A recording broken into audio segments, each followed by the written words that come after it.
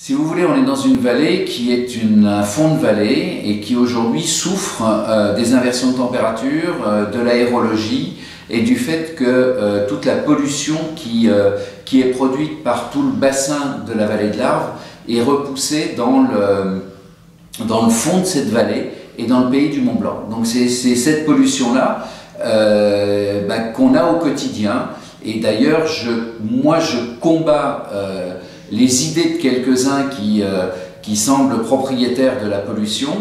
Ce ne sont pas les pics de pollution qui sont dangereux. Bravo, ils ont diminué. Mais ce n'est pas celle-là qui est négative pour la santé des habitants. C'est la pollution chronique, c'est celle qu'on vit au quotidien et qui se développe de plus en plus. Certes, elle est en dessous des seuils européens. C'est magnifique, on n'atteint pas les seuils, mais on vit quand même dans une pollution.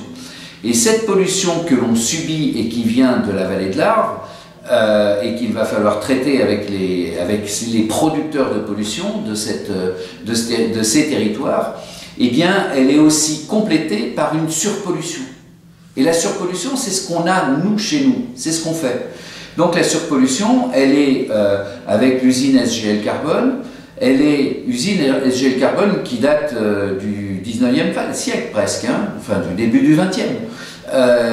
Donc elle est aussi avec l'usine d'incinération de nos ordures qui date des années 95 et qui aujourd'hui amène de la pollution supplémentaire. Alors on peut disserter sur l'importance de cette pollution. Moi je disserte plus. Je dis simplement qu'il faut que nous, avant de réclamer aux autres de diminuer la pollution et de prendre des mesures, il faut que nous on soit exemplaires. Et pour être exemplaire, eh bien, il faut avoir de la volonté. Et cette volonté, c'est ce que j'ai souhaité traduire en me présentant à la présidence de la communauté de communes, c'est de dire, on se donne 5 ans pour rendre inutile cette usine d'incinération. Alors bien sûr, on aura des ordures, il va falloir en faire quelque chose. Mais il existe d'autres manières de traiter les ordures en 2020 qui n'existaient pas dans les années 95. Il existe une mobilisation de la population qui n'existait pas à l'époque. Et il faut qu'on réduise le volume de nos déchets incinérables. Et puis ensuite, quand on aura rendu inutile notre usine d'incinération, il va falloir effectivement faire en sorte de mettre d'autres dispositifs pour traiter les ordures ménagères, pas pour les enfouir bien évidemment, mais pour faire autre chose et autrement, et le faire respectueusement avec les autres sites qui traitent les ordures ménagères, comme Marigné, qui a aussi une centrale d'incinération des ordures ménagères.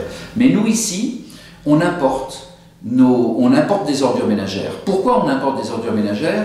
Parce que l'usine, elle n'est pas faite que pour brûler des ordures ménagères, elle est faite pour produire de l'énergie, de l'électricité.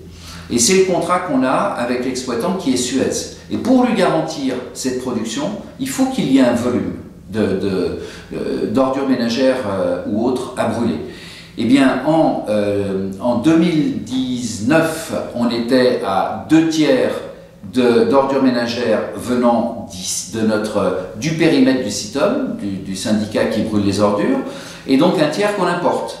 Ça a un tout petit peu diminué l'année suivante, l'année dernière, et on n'est plus on est à 70-30. Mais il y a 30% d'ordures qui viennent de Thonon, qui viennent d'Annecy, qui viennent hors département, qui viennent de l'Ain, qui viennent d'ailleurs. Ça, c'est pas admissible, c'est pas le bon raisonnement. Traitons nos ordures ménagères, bien évidemment, mais ne traitons pas ça avec un autre intérêt qui est celui en fait du contrat qu'on a aujourd'hui et dont il va falloir qu'on en rediscute les termes et la fin avec Suez. Donc ça, c'est un mandat que j'ai souhaité partager avec les autres maires. Je pense qu'on est tous d'accord sur cette volonté de diminuer le volume des ordures à brûler dans cette usine et à la faire fermer dans un délai le plus court possible. Maintenant, il faut discuter avec tous nos partenaires, y compris bien sûr avec l'exploitant, chiffrer, et puis il faut prendre les bonnes décisions. C'est comme ça qu'on prépare l'avenir.